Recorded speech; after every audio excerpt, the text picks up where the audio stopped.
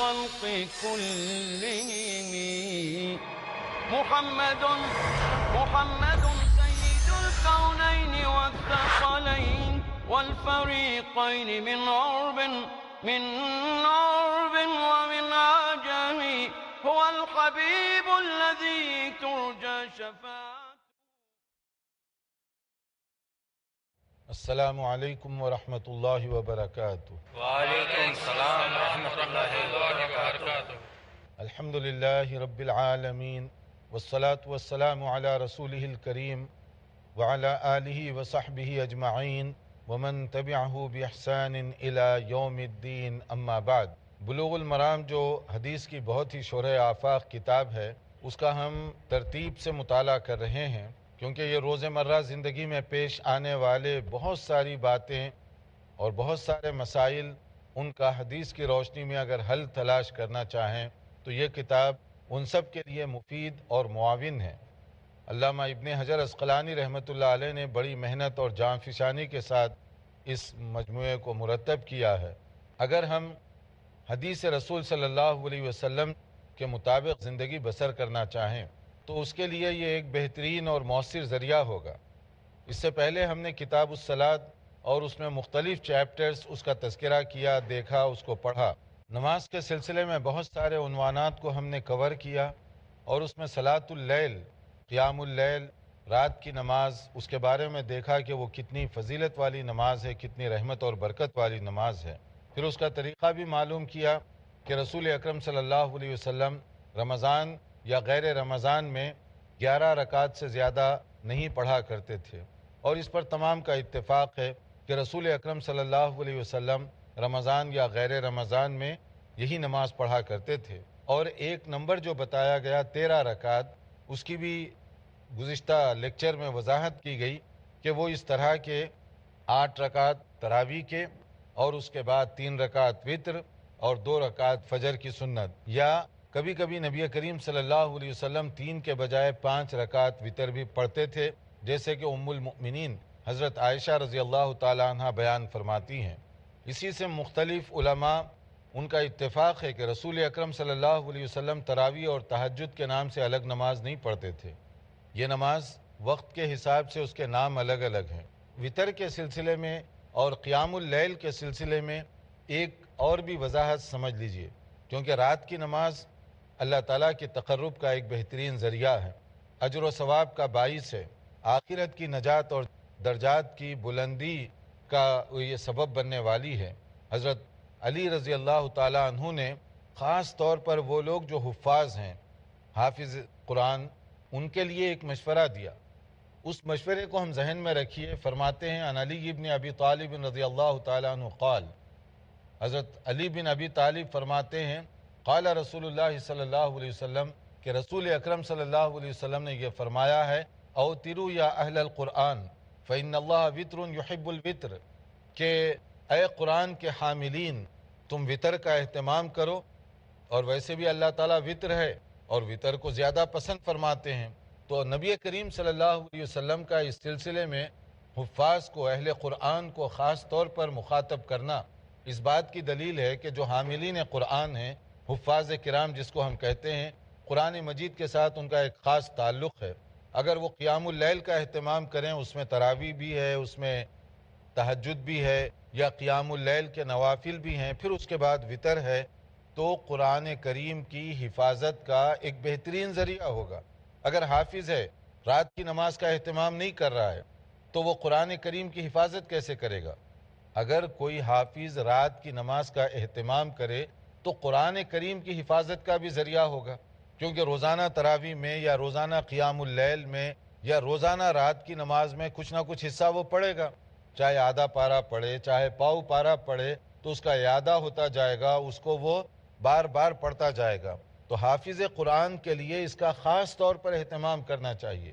اور اس میں بعض علماء نے لکھا ہے کہ جو دین کا کام کرنے والے ہیں، ان کو فرض نمازوں کے علاوہ رات کی نماز پر خصوصی توجہ دینی چاہیے، کیونکہ رات کی نماز اللہ تعالیٰ کو راضی کرنے کا ایک ذریعہ ہے.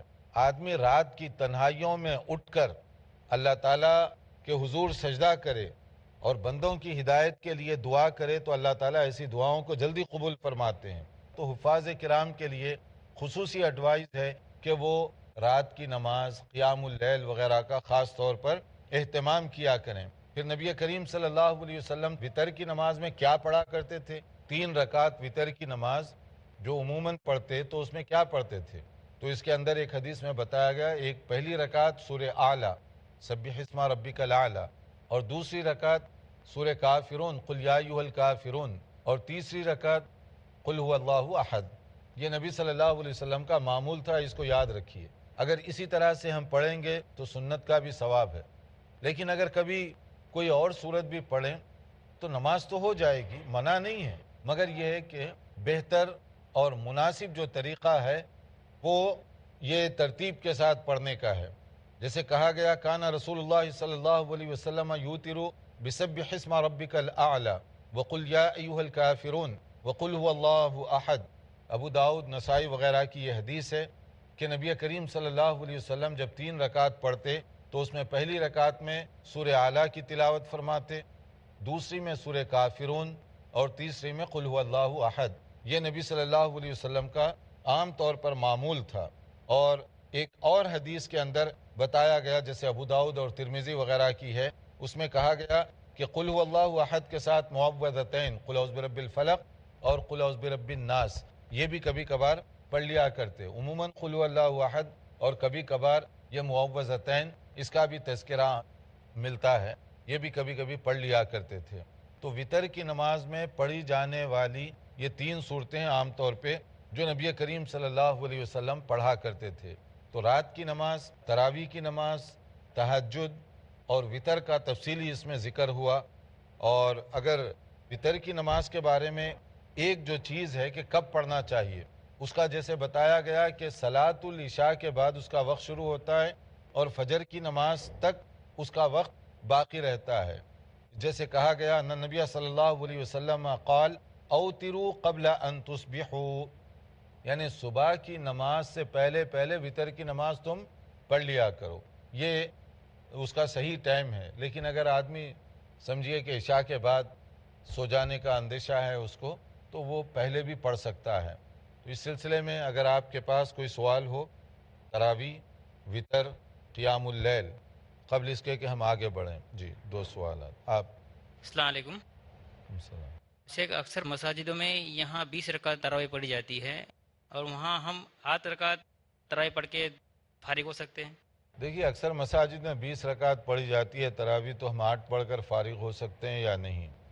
بنیادی طور پر تراویح کی نماز میں سب سے زیادہ کوشش کرنی چاہیے کہ بہترین سے بہترین نماز کی ادائیگی ہو، خشوع کے ساتھ، اطمینان کے ساتھ۔ نمبر 20 پورے کرنے کے لیے اٹھک بیٹھک نہ کریں، کیونکہ اس سے نماز کا کوئی فائدہ نہیں ہے۔ جیسے ایکسرسائز ہو رہی ہے، نہ رکوع پورا، نہ سجدہ پورا، نہ تلاوت پوری، نہ تلاوت کو لوگ فالو کر سکتے، تو اس کا فائدہ کیا ہے؟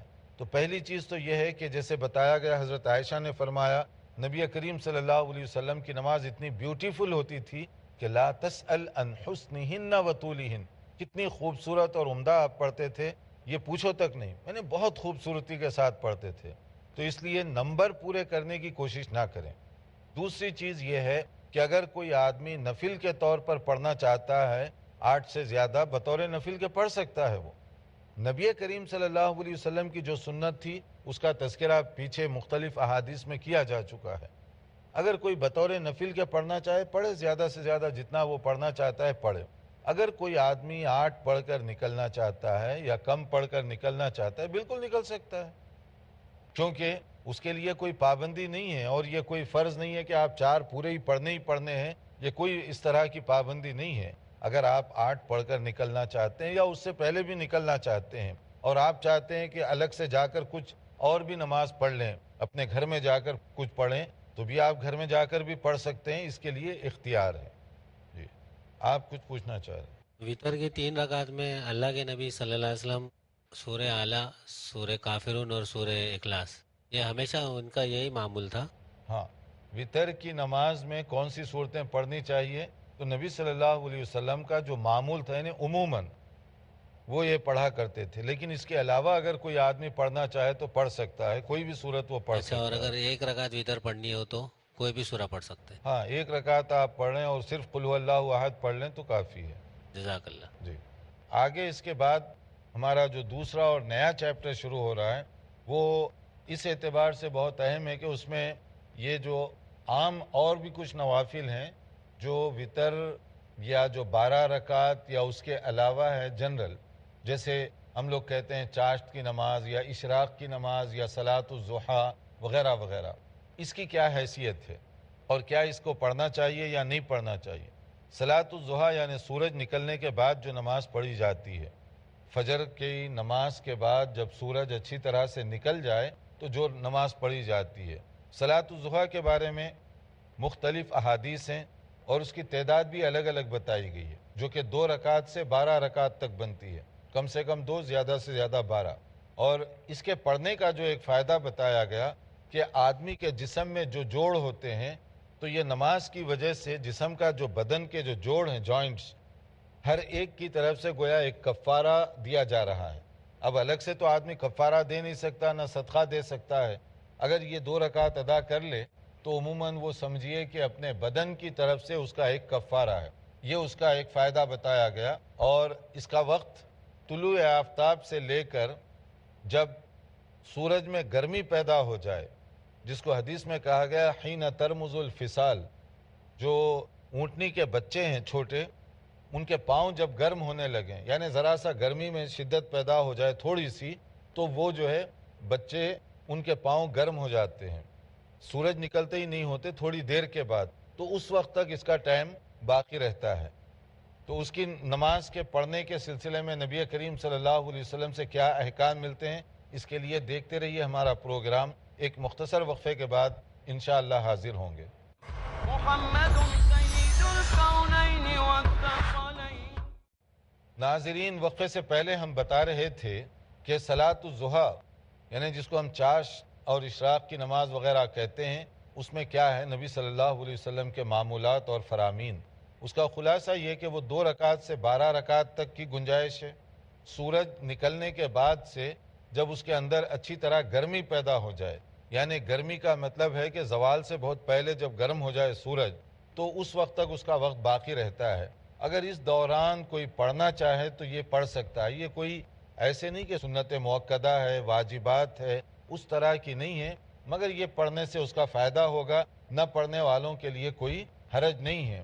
جیسے آپ دیکھیں گے کہ نبی کریم صلی اللہ علیہ وآلہ وسلم کے متعلق جو مختلف باتیں ہیں، ان میں سے ایک حضرت عائشہ فرماتی ہیں کانا رسول اللہ صلی اللہ علیہ وسلم یصلی الضحیٰ 4 ویزید ما شاء اللہ.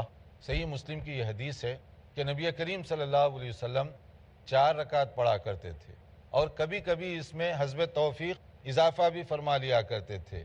اور یہ بھی نبی صلی اللہ علیہ وسلم کے بارے میں حضرت عائشہ ہیں کہ جب آپ سفر سے واپس آتے، کبھی کوئی اس طرح کی بات ہوتی تو عموماً اس وقت پڑھا کرتے تھے یہ نماز.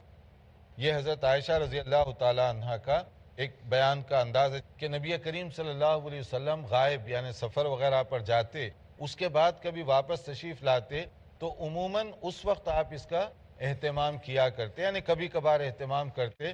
یہ حضرت عائشہ رضی اللہ تعالیٰ عنہ کا بیان ہے. تو یہ جو نماز ہے غیر فرض نماز ہے، غیر سنت موقدہ ہے. اگر کوئی آدمی پڑھے تو اس کا یہ ثواب رکھا ہوا ہے. اور جو آدمی کے پاس وقت ہے، جو اس کی کوشش کر سکتا ہے، یہ جو ثواب کی چیزیں ہیں اس سلسلے میں بھی ہم دلچسپی کا مظاہرہ کریں تو زیادہ فائدہ ہوگا. کیونکہ نماز فرض ہم پڑھ کر بس کر دیں تو فرض تو ہو گیا، لیکن اگر اس میں کوئی کمی رہ گئی، کوئی لغزش ہو گئی، بھول چوک ہو گئی، تو اس کے کمپنسیشن کے لیے بھی یہ ذریعہ ہے، اور اس کی اپنی جگہ فضیلت اور اس کا اجر و ثواب بھی اللہ تعالیٰ نے مقرر فرمایا، تو اس سے زیادہ فائدہ ہمیں اٹھانا چاہیے. اب آئیے اس کے بعد ایک نیا چیپٹر ہے جو بہت اہم ہے، وہ ہے جماعت اور امامت کے مسائل. جماعت کے ساتھ نماز.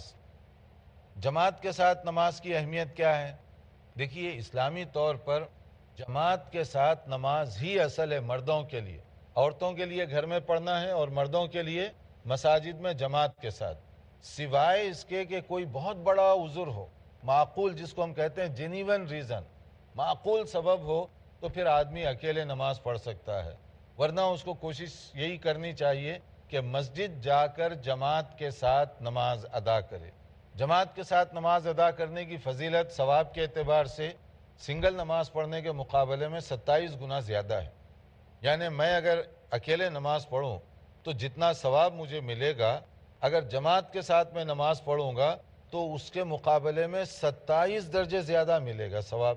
تو ایک تو ثواب کی بات ہے، دوسرے یہ اجتماعیت ہے کہ آپ جب جا رہے ہیں مسلمانوں کے ساتھ اتحاد اور اتفاق کا، اخوت اور بھائی چارگی کا ایک مظاہرہ ہے.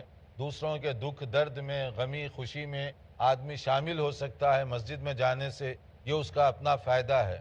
اور اگر کوئی آدمی بہت ہی معقول عذر ہو تب جا کر وہ گھر میں پڑھے، ورنہ عام حالات میں بغیر عذر کے گھر میں پڑھنے کی اس کو اجازت نہیں دی گئی. جیسے آپ دیکھیں گے آگے کہ بعض لوگ جن کے پاس دیکھنے میں عذر بھی تھا مگر وہ اس ہائی سٹینڈرڈ کا عذر نہیں تھا تو ان کی کوئی اجازت نہیں دی گئی، گھر میں نہیں پڑھیں، آ کر مسجد میں جماعت کے ساتھ نماز ادا کریں. تو ہم لوگ جو کبھی کبھی مسجد میں جاتے ہیں تو ایسے لگتا ہے کہ دوسروں پر، ساری مسجد والوں پر احسان کر رہے ہیں کہ میں آ گیا نماز کے لیے، میں آ گیا. کئی بار اس کا اعلان ہوتا ہے کہ نماز کے لیے آ گئے. تو اس کا معنی یہ ہے کہ آپ نماز پر آ کر جماعت کے ساتھ مسجد ساری اس کے لوگوں پر ایک احسان جتا رہے ہیں کہ میں جماعت کے ساتھ آ گیا، جماعت کے ساتھ میں نماز پڑھ رہا ہوں. حالانکہ یہ مقام شکر ہے کہ اللہ تعالیٰ کا شکر کرنا چاہیے کہ اللہ نے توفیق دی ہے کہ آپ آ کر مسجد میں نماز ادا کریں. اس کے بجائے آپ لوگوں پر اپنا رعب و دبدبہ جتائیں گے تو اس کا فائدہ کس کو ہوگا، نقصان کس کو ہوگا. اب دیکھیے اس کی فضیلت کیا ہے. جیسے بتایا گیا ان عبداللہ ابن عمر رضی اللہ تعالی عنہما ان رسول اللہ صلی اللہ علیہ وسلم قال، حضرت عبداللہ ابن عمر رضی اللہ عنہما ان سے یہ روایت کہ نبی صلی اللہ علیہ وسلم نے ارشاد فرمایا، صلاۃ الجماعت افضل من صلاۃ الفرد ب27 درجہ، کہ اگر آدمی اکیلے نماز پڑھے جتنا ثواب ملے گا، جماعت کے ساتھ کانگریگیشن نماز پڑھے گا 27 درجے اس کو زیادہ ثواب ملے گا. یہ بخاری اور مسلم کی حدیث ہے. اب اتنا ثواب اگر مل رہا ہے تو ہم کیوں پیچھے رہیں، کیوں محروم رہیں. اس کے لیے کوشش کیجئے، میکسیمم ایفرٹ کیجئے کہ جماعت کے ساتھ جا کر نماز پڑھیں گے، یہ لازمی بنا لیجئے. تو عموماً اس کے لیے اللہ تعالیٰ راستے بھی آسان کر دیتا ہے. اگر ایکسکیوزز بنائیں گے تو بہانہ بازی کی وجہ سے شیطان اپنے آپ کو اور زیادہ سست کر دے گا اور جو پڑھ سکتے ہیں وہ بھی نہیں پڑھیں گے. اس کی اہمیت کتنی ہے ایک حدیث سے آپ سمجھیے. نبی کریم صلی اللہ علیہ وسلم ہمیشہ رحمت، پیار، عفو و درگزر کی باتیں فرماتے ہیں، مگر بعض موقعوں پر آپ کا موقف بڑا سخت رہا ہے. ان میں سے ایک جو لوگ جماعت کے بغیر نماز پڑھ رہے ہیں گھروں میں بیٹھ کر، مرد حضرات، تو آپ کتنا سخت فرماتے ہیں کہ ان رسول اللہ صلی اللہ علیہ وسلم قال، ایک موقع پر نبی کریم صلی اللہ علیہ وسلم نے فرمایا، والذی نفسی بیدہ، اللہ کی قسم، میری جان جس کے ہاتھ میں، جس کے قبضہ قدرت میں ہے، اللہ تعالیٰ کی قسم کھا کر فرماتے ہیں، لقد ہممت ان آمر بحطب فیحتطب، میرے دل میں آتا ہے کہ لوگوں کو حکم دوں لکڑیاں جمع کرو آگ لگانے کے لیے، اور لوگ لکڑیاں جمع کریں. ثم آمر بالصلاۃ فیؤذن لها، پھر میں جو ہے نماز کا حکم دے دوں، اذان ہو جائے. ثم آمر رجلا فیؤم الناس، پھر میں کسی اور آدمی کو اپنی جگہ امام کے طور پہ کھڑا کر دوں، مصلی پر اپنی جگہ کھڑا کر کے. ثم اخالف الى رجال لا يشهدون الصلاۃ فاحرق عليهم بيوتهم، پھر ان کے گھروں کو جاؤں جو گھروں میں بیٹھے ہوئے نماز پڑھنے کے لیے نہیں آئے، مرد حضرات، جا کر آگ لگا دوں ان کے گھروں کو. اس سے آپ اندازہ کریں کہ نبی کریم صلی اللہ علیہ وسلم کتنے ناراض ہیں ان لوگوں سے جو جماعت کے ساتھ نماز نہیں ادا کرتے.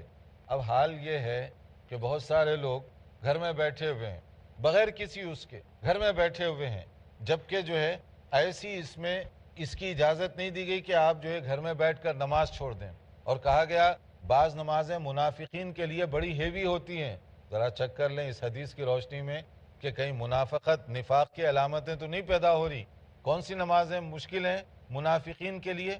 کہا گیا اثقل الصلاۃ علی المنافقین صلاۃ العشاء و صلاۃ الفجر، دو بڑی ہیوی نمازیں. منافق یہ نماز کے لیے جان بچانے کی کوشش کرتا ہے. ایک نماز کون سی ہے؟ عشاء کی، اور دوسری نماز فجر کی. عشاء کی نماز تھکے ہوئے ہیں، دن بھر کام کرتے رہے، اب کیا نماز کے لیے مسجد جائیں، تو اس لیے عشاء کی نماز بھاری لگتی ہے.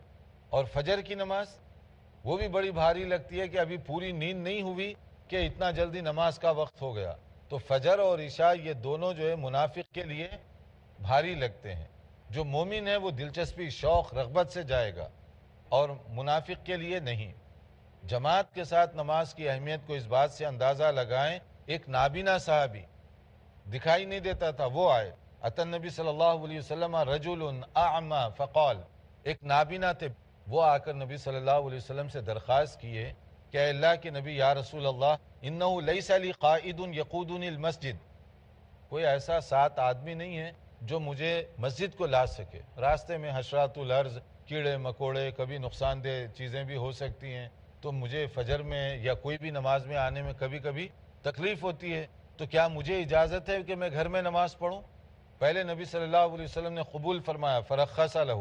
پھر اس کے بعد جب وہ پلٹنے لگے تو آپ نے ان سے ایک سوال کیا, هل تسمعون النداء بالصلاۃ, نماز کی اذان جب ہوتی ہے تو آواز آتی ہے تمہارے گھر میں؟ اتنا ڈسٹینس ہے کہ آواز آتی ہے؟ تو انہوں نے کہا قال نعم, ہاں آتی ہے. تو پھر آپ نے فرمایا قال فاجب, پھر آنا پڑے گا. یعنی ایک نابینا ساتھ لانے کے لیے کوئی نہیں ہے, اس کے لیے آپ کہہ رہے ہیں تمہارے لیے بھی کوئی چھوٹ نہیں ہے گھر میں پڑھنے کی. تو آپ بتائیے جو میچ دیکھتے ہوئے نماز چھوڑ دے یا فلم دیکھتے ہوئے یا کوئی اور دوسری مشغولیت کی وجہ سے جماعت چھوڑ دے, کیا اس کی اجازت ہو سکتی ہے؟ ایک نابینا کے لیے اجازت نہیں ہے, ان کے لیے کیسے ہو سکتی ہے؟ اس میں اور بھی بہت سارے مسائل ہیں, لیکن وقت ہو رہا ہے تو آپ کا اگر کوئی سوال ہو پہلے آگے بڑھنے سے پہلے جماعت کی نماز کے حوالے سے. کیا بدعتی امام کے پیچھے جماعت پڑھ سکتے ہیں؟ اگر کوئی ایسا آدمی ہے بدعتی امام, اس کا آ رہا ہے امامت کی جو آداب ہیں اس کا ذکر آئے گا کہ امام جو ہے متقی پرہیزگار ہونا چاہیے, دین کو سمجھنے والا ہو. ایک آدمی خود دین کو نہیں سمجھے گا تو وہ آپ کی قیادت کیسے کرے گا؟ تو اگر کوئی آدمی کھلم کھلا بدعت کر رہا ہے تو پہلے اس کو نصیحت کیجئے, شاید معلوم نہ ہو, مسٹیک ہو رہی ہو. نصیحت کرنے کے باوجود بھی وہ انکار کر رہا ہے تو پھر اس کا معنی ہے وہ جان کر بدعت کر رہا ہے. تو ایسے آدمی کے پیچھے نہ پڑیں, مگر فیصلہ کرنے سے پہلے اس کے ساتھ بات کریں, اس کو سمجھائیں, شاید بات سمجھ میں آ جائے اس کو. جی شیخ, وطر کے 5 رکعت کی ترتیب کیا ہے؟ وطر کی 5 رکعت کی جو ترتیب اس سے پہلے بتائی گئی, صرف آخری رکعت میں آپ پڑھیں گے, ایک کے بعد کھڑے ہو جائیں, پھر 2 پڑھیں, پھر 3 پڑھیں, آخری میں بیٹھیں گے صرف ایک تشہد کریں گے. اسی طرح مسلسل پڑھتے جائیں گے, جیسے 3 بھی بغیر تشہد کے پڑھے جاتے ہیں اسی طرح سے. ایک اور حدیث دیکھ لیجئے کہ اس میں بعض اوقات ہوتا ہے کہ کچھ لوگ گھر میں پہلے پڑھ لیے, پھر اس کے بعد اتفاق سے مسجد جانا پڑ گیا, وہاں جماعت ہو رہی ہے, تو پھر کیا کریں گے؟ وہاں جا کر بیٹھ کر دیکھیں گے میں تو نماز پڑھ لیا. نہیں, صحیح طریقہ یہ ہے کہ آپ اس میں شامل ہو جائیے. حالانکہ آپ پڑھ چکے ہیں مگر جماعت ہو رہی ہے تو پڑھ لیجئے, ایک آپ کے لیے نفل بن جائے گی, اس کا ثواب ملے گا, اور ایک فرض ہو جائے گی, اس کا ثواب بھی ملے گا. دونوں ثواب بھی ہو جائیں گے اور غلط فہمی سے بھی بچ جائیں گے کہ آپ مسجد میں جا کر جماعت ہو رہی ہے نماز میں شامل نہ ہو تو لوگ کیا سمجھیں گے. تو یہ کنفیوژن سے بچانے کے لیے اگر آپ پڑھیں گے تو اس کا فائدہ ہوگا. اس سے متعلق اور بھی کچھ باتیں ہیں, اس کے لیے انتظار کیجئے ہمارے اگلے لیکچر کا. ہم انشاءاللہ تعالی کچھ نئی معلومات کے ساتھ حاضر ہوں گے. والسلام علیکم ورحمۃ اللہ وبرکاتہ. مولاي صل وسلم دائما أبدا على حبيبك خير الخلق كلهم محمد سيد الكونين والثقلين والفريقين من عرب ومن عجم. هو الحبيب الذي ترجى شفاعته, هو الحبيب الذي ترجى شفاعته لكل هول من الأهوال مقتحم. مولاي صل وسلم دائما